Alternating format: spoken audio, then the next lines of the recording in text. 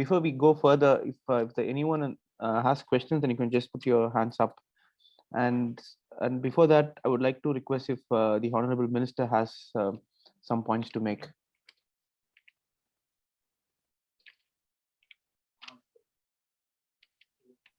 No, I mean, I was very interested to hear both the scientific perspective and the research papers and the many examples of quantifiable effects observed or detailed, and also to hear a perspective from, we live in a relatively kind of, what can I say, safe cocoon in places like Tamil Nadu.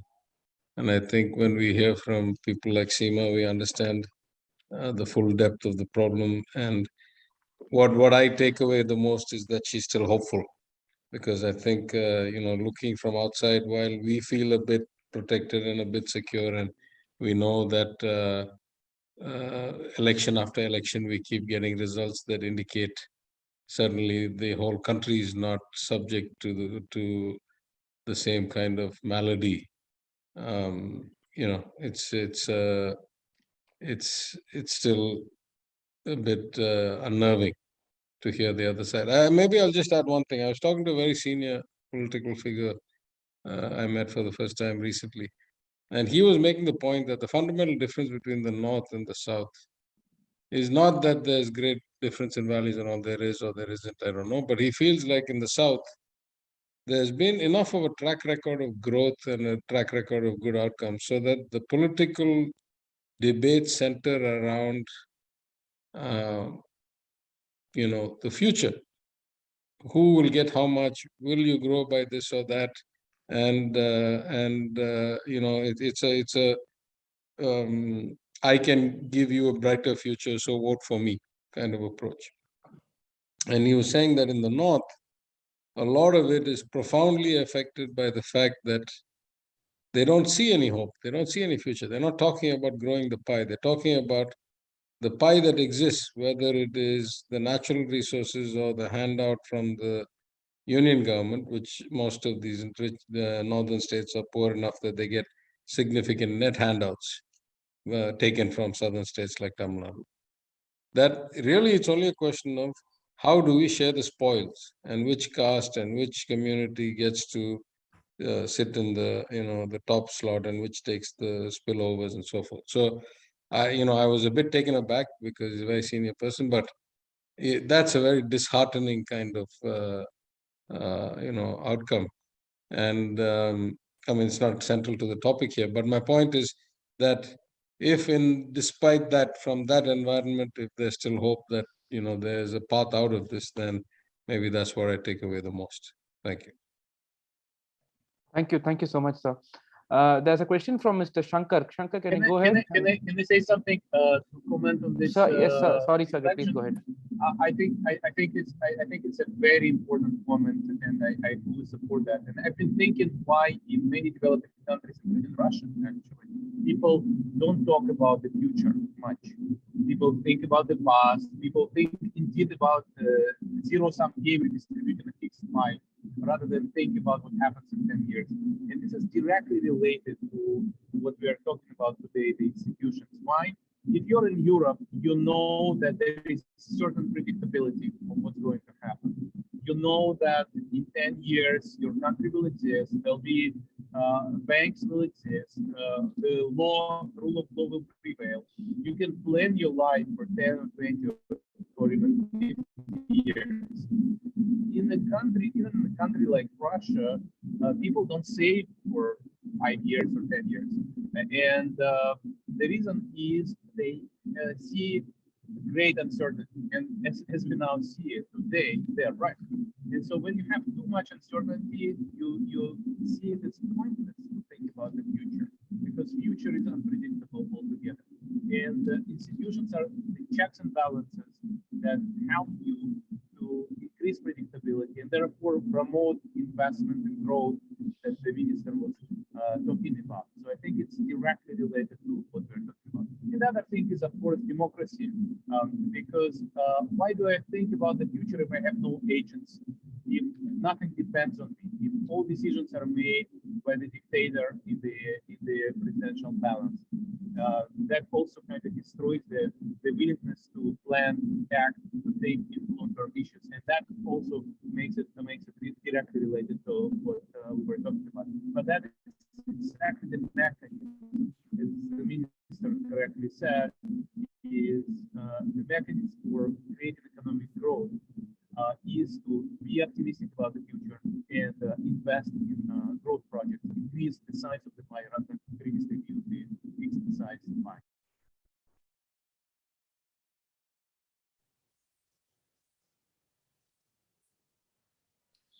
I think we lost him.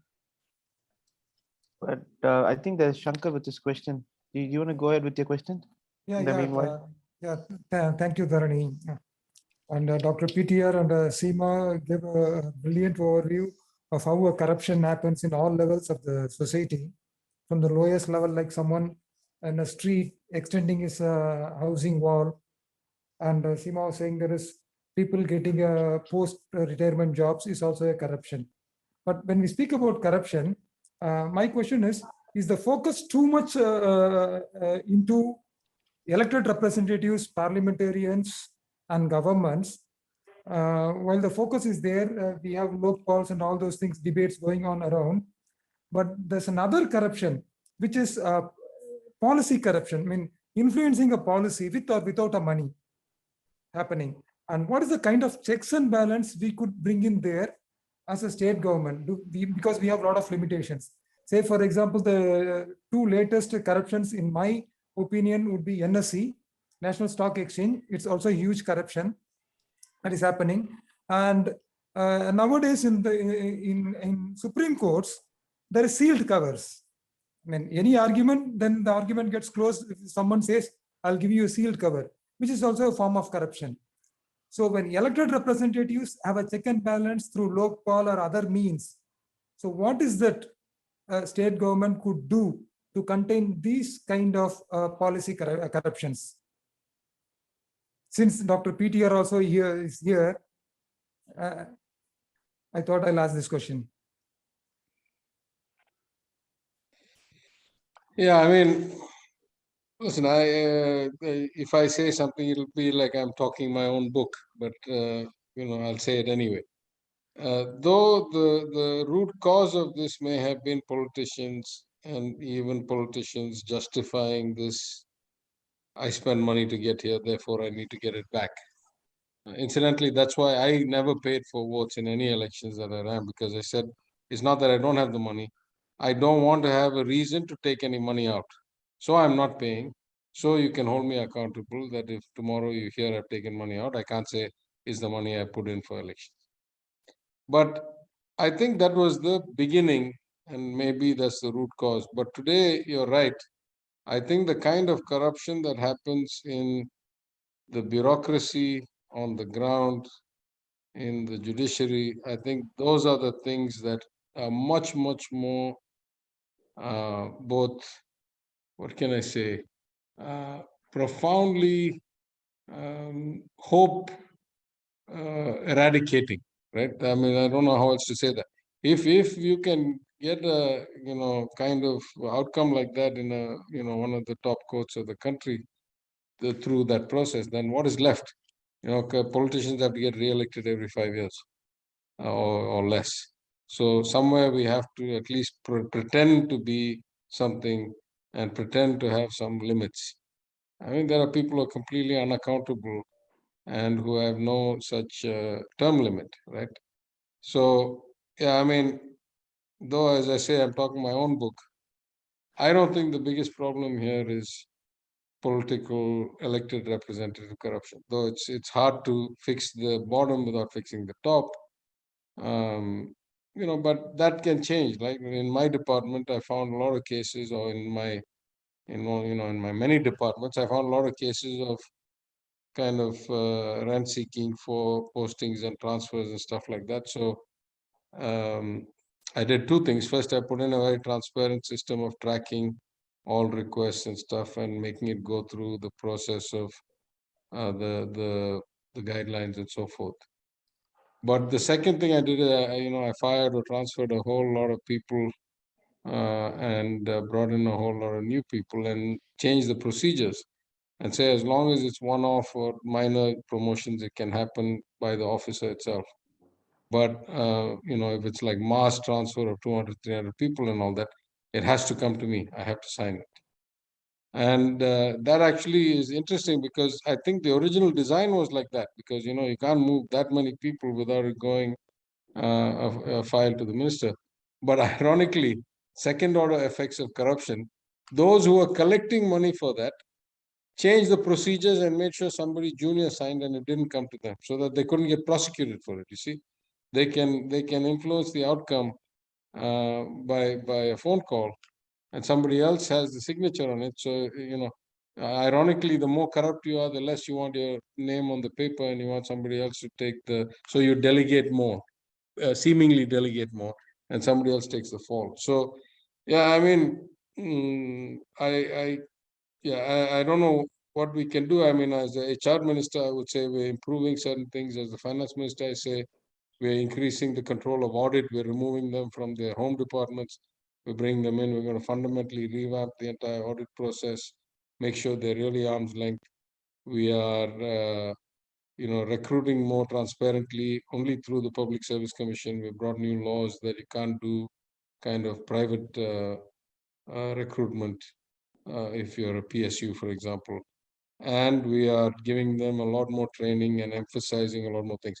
One of the things that I've been recommending, I don't know if we'll ever get to it, but when I was a banker, after the global financial crisis particularly, most regulators insisted that at least all functional bankers, maybe not the managing directors and all that, had to take certain online courses and pass online tests every year. Foreign Corrupt Practices Act, Anti-Money Laundering, etc. And what those tests did, of course, they kept reminding you what the rules were. So, in theory, they had that primary effect. The secondary effect was that without doing it, you couldn't continue to function. The next effect was that, if you ever got caught doing something wrong, you couldn't say, I didn't know. And the most important effect was that at least they kind of made sure that other people would tell on you if they caught you, because they knew for a fact what was not on, what was acceptable or not. And so, I mean, to the limited extent I said, no, it must be extended to managing directors and everybody too. We must set the tone from the top. So, all these certifications were done. So I've been saying to my secretary here that we must do some of these trainings. They have to pass an exam. It means they actually have to have understood the training to pass the exam. It's not automatic. It's not that trivial. And then they have self-certified that they now know that what they're doing is wrong if they get caught doing something wrong, because they've gone through the certification. So, these kinds of practices I think we can bring, but these are more the lower to mid-level, but many in number, hundreds of thousands of employees of the state government, probably the union. When it gets to the top and all that, it's hard for me to see how, but then the judiciary is broken in so many hundreds of ways that this might not be the biggest problem for the judiciary, right?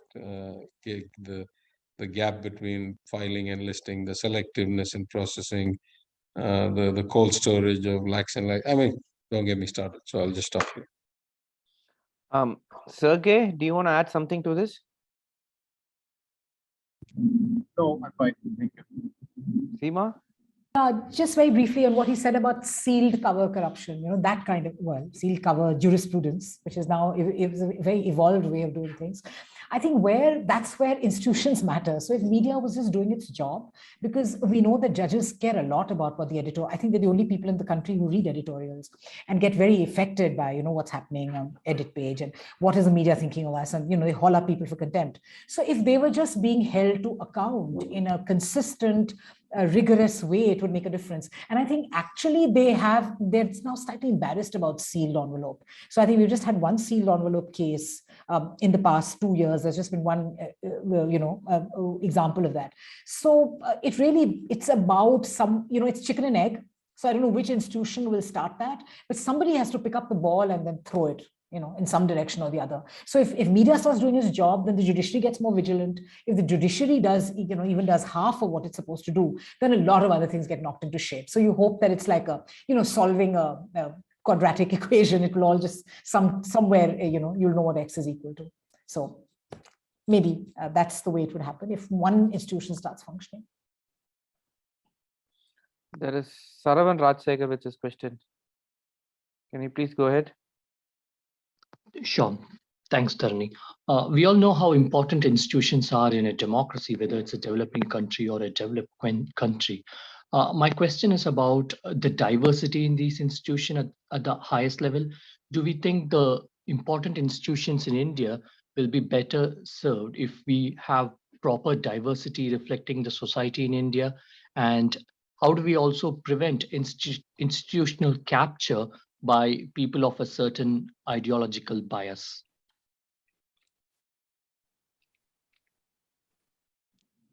Well, it's a huge question, and I'll try to offer some thoughts on this. So yes, diversity is important. The democratic institutions work well when people feel connected to power, and for that, of course, representation of the voters at all levels is crucial. And of course, it's a big problem in India, as we know. But you're right, that needs to be done. Different countries address it in different ways. Sometimes these things are done through quotas, and in India it also works this way. In Europe, that also happens.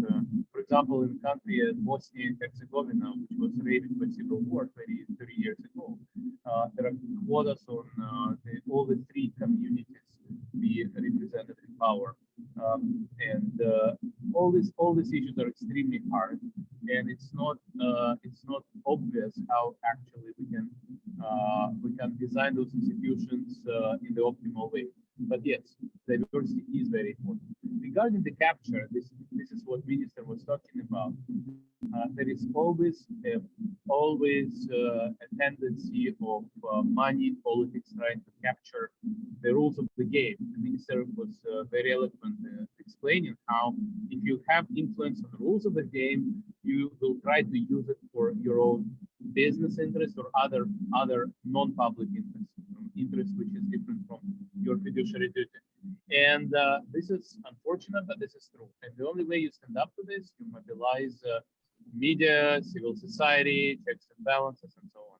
And I fully agree with Seema that in some countries, unfortunately, the anti-corruption agencies are used for political purposes. She talked about India, but there is a lot of research that in China, the recent anti-corruption drive in China has been used by Xi Jinping to consolidate and centralize his own personal power. So in that sense, we shouldn't be surprised. Fighting corruption is not easy, but well designed, and supported by the public. The institutions that we talked about today should be able to fix that.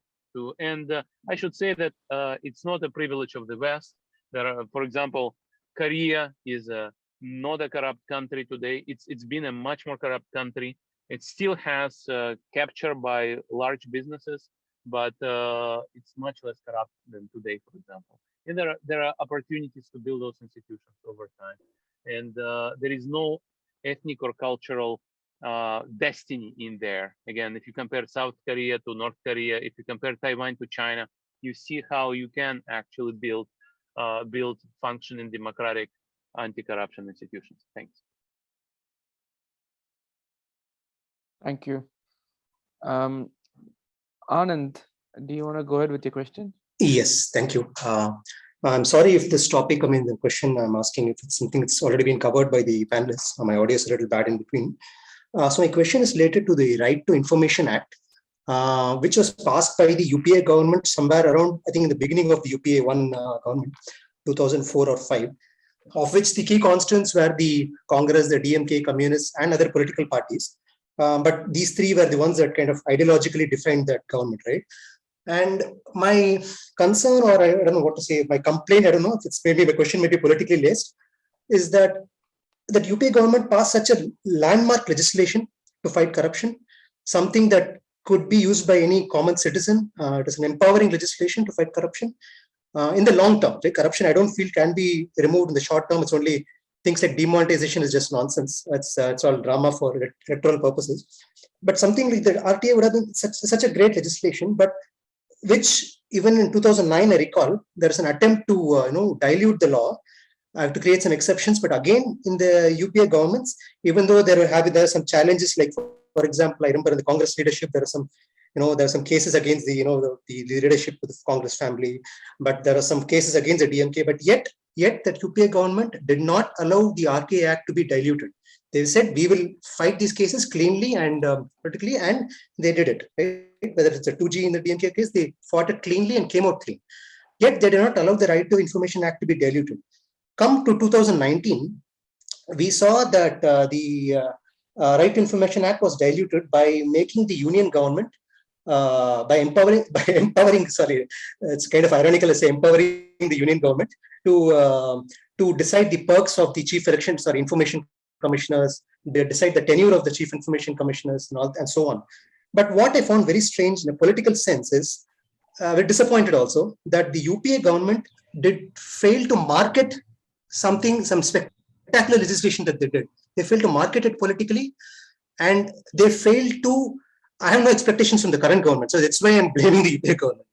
That you failed to market it short. I think Minister will also go on sometimes. So Right, please right. keep your question as short as possible. Yeah. Actually, sorry. I'm sorry to interrupt, Dharani. I just got a call. There's something I have to attend to.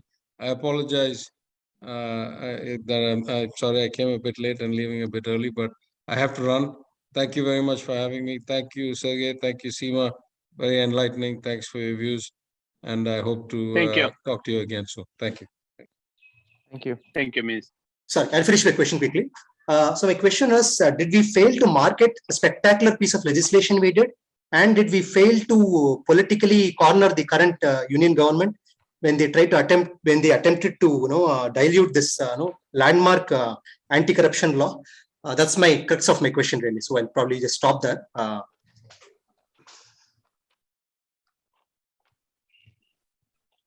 Yes.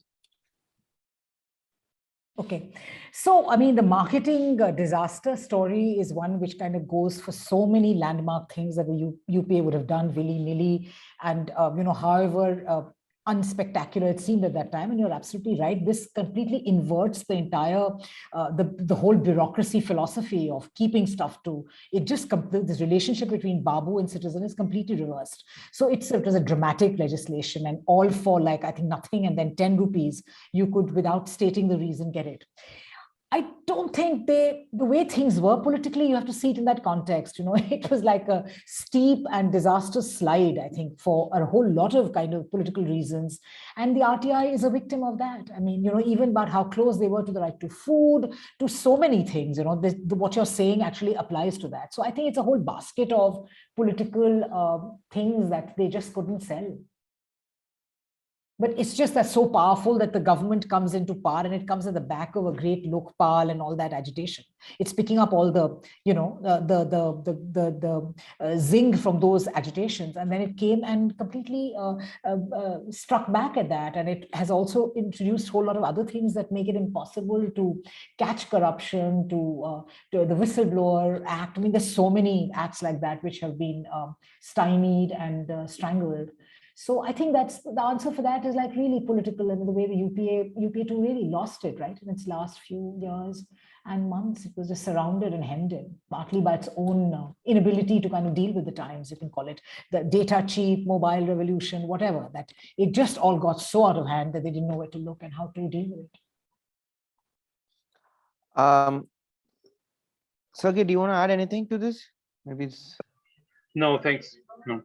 Okay, so I think I would ask Mr. Krishna, Praveen, and Parthiban to ask their questions together so that can be answered. And I think with this, we'll end our Q&A. So Krishna, Praveen, and Parthiban, can I just quickly put in your questions?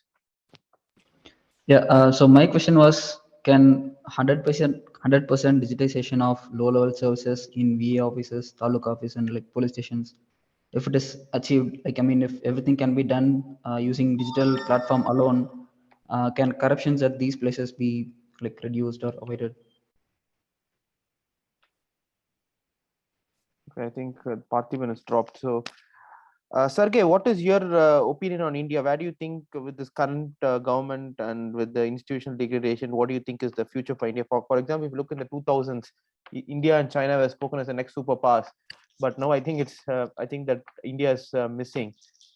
And what is your quick thoughts on India? So these are the two questions. Right. I'm not probably the best person to talk about this, but one thing I would say is we see a slide into autocratic tendencies in recent years in India. Political scientists usually classify regimes by observing a lot of dimensions of institutions. And so right now, India is classified as a democracy by one very important set of political scientists called the Polity data set, Polity 5. And the other set of political experts who assess democracy, the VDEM, Varieties of Democracies group, these people already rank India as electoral autocracy. So we are at this dividing line, and indeed, I'm deeply worried about democratic institutions in India. And what Seema was talking about is something that we've observed in other places, how democracies slide into autocracies. I have a book coming up in April in the US and in June in Europe called Spin Dictators, where we show how modern dictators pretend to be Democrats and use tools not dissimilar to the tools we observe in India, capturing media, packing courts, using anti-corruption investigations to remove political opponents, and manipulating information, co-opting and subverting institutions. So we should be worried. But I don't know too much about India to actually give more detailed opinion. Thank you. Seema, do you want to answer on the previous question on digitalization? Yeah, sure. See, I think in India, we have this great fascination for this digital dashboard, which is why I think Aadhaar went through without any critiquing, etc. We're very happy when we see numbers dancing. And there's a genuine kind of, there is so much of hopelessness with people getting it wrong, or the disenchantment with the system, fed and experienced, naturally so, that there's a great faith in digitalization. I think we have to be very careful about the digitalization exercise, because all your, whether it's AI, whether it's other digital stuff, will all have, you know, it's kind of carrying a lot of the problems which the analog system had, your registers had, or the people manning them, or who's feeding that. So I think there's good enough literature on this about why we need to be careful when we look at digitalization. But sure, I agree that a certain degree of digitalization helps an institution kind of look transparent. The fact that there's a queue, the fact that your token will come up, things like that for sure are very good if we can get some of that in place. But I think we'll be very careful about what kind of digitalization we do, because sometimes it can be very loaded and it can multiply the problems that you have with people. I wouldn't blindly embrace AI or a blanket digitalization thing, but for some areas, sure, I think it would help ease corruption and make us all feel more equal to each other. Thank you. Thank you. I think with this, we've closed the Q&A. And Sergei, before we go, I just want you to just answer these three questions, which we just want to use as a podcast on our Twitter page, which will be on Ukraine and Russia. So the questions are: why did Putin conquer Ukraine? What do you think are his expected outcomes? How does it alter the geopolitical equation globally? And what does it also mean for India, if you can also give an Indian context? Thank you.